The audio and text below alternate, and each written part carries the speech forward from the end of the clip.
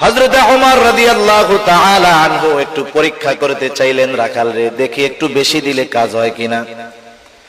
রাখাল রে এবার ওমর রাদিয়াল্লাহু তাআলা আনহু বলতেছে, ও রাখাল, আমি তোমার কাছে একটা প্রস্তাব দেই, তুমি একটা কাজ করো, একটা দুধওয়ালা ছাগি আমাদেরকে দিয়ে দাও, বিনিময়ে আমরা তোমাকে তার মূল্য দিয়ে দিব। এতে আমাদের দুধের দ্বারা তৃষ্ণা নিবারণ হবে, গোশতের দ্বারা ক্ষুধা দূর হবে। তোমার মালিক যদি তোমাকে জিজ্ঞাসা করে যে ছাগল কোথায়, তুমি বলবা একটা নেকড়ে অথবা বাঘে আক্রমণ করে ধরে নিয়ে গেছে। এটা স্বাভাবিক, মাঝে মধ্যেই ঘটে। রাখাল বললে মালিক বিশ্বাস করবে।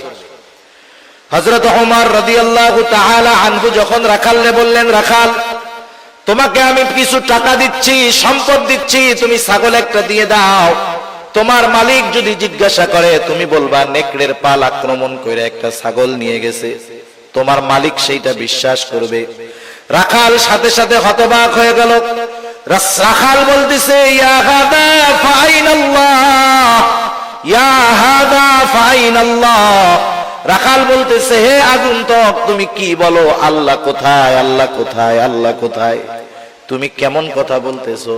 তার মানে রাখাল বলতেছে, এ আগন্তুক মুসাফির, তুমি আমাকে কি কথা বলতেছো? হয়তো আমার মালিক আমার কথা বিশ্বাস করবে, মালিককে হয়তো আমি ফাঁকি দিতে পারবো, কিন্তু আমার আল্লাহকে তো ফাঁকি দেওয়া সম্ভব নয়। ইয়া আইয়ুহাল্লাযীনা আমানুত্তাকুল্লাহ হাক্কা তুকাতিহি ওয়া লা তামুতুন্না ইল্লা ওয়া আনতুম মুসলিমুন। আল্লাহ রাব্বুল আলামিন ঈমানদারদেরকে উদ্দেশ্য করে বলেন, হে ঈমানদারেরা, তোমরা আল্লাহ তাআলাকে ভয় করো, যথাযথভাবে ভয় করো। আল্লাহ তাআলাকে ভয় করার কথা, তাকওয়ার কথা, গুনাহ থেকে বেঁচে থাকার কথা আল্লাহ তাআলা বললেন।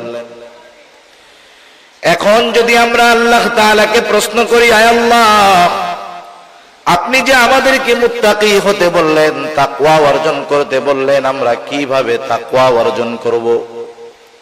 কারণ কোরআনুল কারীমের মধ্যে আল্লাহ তাআলা যেটা আদেশ করেন সেটা বাস্তবায়নের পদ্ধতিও আল্লাহ তাআলা বলে দেন।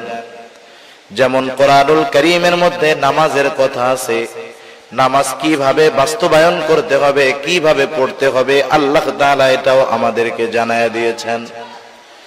যেমন কোরআনুল কারীমে আল্লাহ তাআলা ৮২ জায়গায় নামাজের কথা বললেন। এখন যদি আমরা প্রশ্ন করি নামাজ আমরা কিভাবে পড়ব, আল্লাহ তাআলা আমাদেরকে ইঙ্গিত দিয়ে দিয়েছেন, সূত্র দিয়ে দিয়েছেন। আমি আদেশ করেছি নামাজের, এই নামাজটা শিখতে হবে মুহাম্মাদুর রাসূলুল্লাহ সাল্লাল্লাহু আলাইহি ওয়াসাল্লামের থেকে। এজন্যই আল্লাহ রাব্বুল আলামিন কোরআনুল কারীমের মধ্যে বলেন, কুল আতিউল্লাহ ওয়া আতিউর রাসূল। আল্লাহ রাব্বুল আলামিন বলেন, তোমরা আল্লাহর আনুগত্য করো, তার রাসূলের আনুগত্য করো। আল্লাহর আদেশ মান্য করো, রাসূলের আদেশ মান্য করো।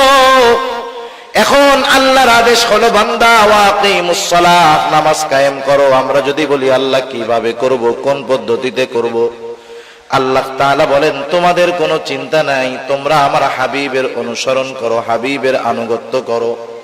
এরপরে আল্লাহ তাআলা আর আয়াতের মধ্যে আমাদেরকে জানায় দেন, মাইয়ুতি'র রাসূল ফাকাদ আতা আল্লাহ। যে আল্লাহর রাসূলের আনুগত্য করলো সে আল্লাহরই আনুগত্য করলো। আর রাসূলুল্লাহ সাল্লাল্লাহু আলাইহি ওয়াসাল্লাম বললেন, নামাজের আদেশ আল্লাহ তাআলা কোরআনে করেছে। আর আল্লাহর নবী বললেন, সাল্লু কামা রাআইতুমুনি উসাল্লি, তোমরা নামাজ ওইভাবে পড়ো যেভাবে তোমরা আমাকে নামাজ পড়তে দেখো। যত আদেশ আছে কোনো না কোনো ভাবে আল্লাহ তাআলা ওই আদেশ বাস্তবায়ন করার পদ্ধতি দেখায় দিয়েছেন। সুবহানাল্লাহ।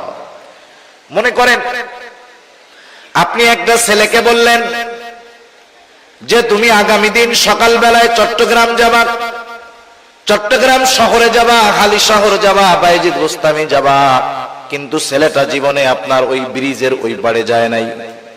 বলেন তো, যতই সহজ জায়গা হোক না কেন, অচেনা জায়গা যত সহজ হোক, কিন্তু এটা কঠিন জায়গা।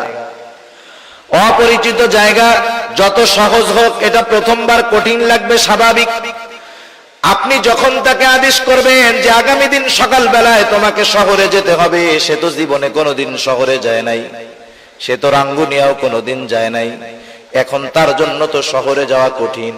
সে যখন বিচলিত, সে যখন পেরেশান, আপনি তার মাথায় হাত দিয়ে বুলায় বললেন, বাবা টেনশন তুমি করো না, তুমি এখান থেকে সুন্দর মতো এই রাস্তায় যাবা, ওখান থেকে একটা সিএনজিতে উঠবা, সিএনজি কে বলবা আমি চট্টগ্রাম শহরে যাব, তোমার যেই জায়গায় যাওয়ার প্রয়োজন সিএনজি ওয়ালা তোমাকে সেই জায়গাতেই নামায়া দিবে। বলেন তো, আদেশ করার পরে চট্টগ্রাম শহরে যাওয়া তার জন্য যতটা কঠিন মনে হচ্ছিল, যখন আপনি তাকে যাওয়ার রাস্তা পদ্ধতি বলে দিলেন, বলেন তো আদেশ করার পরে তার কাছে যেমন কঠিন মনে হচ্ছিল, যাওয়ার পদ্ধতি বলে দেওয়ার পরে তার কাছে কি আগের মতো কঠিন থাকবে নাকি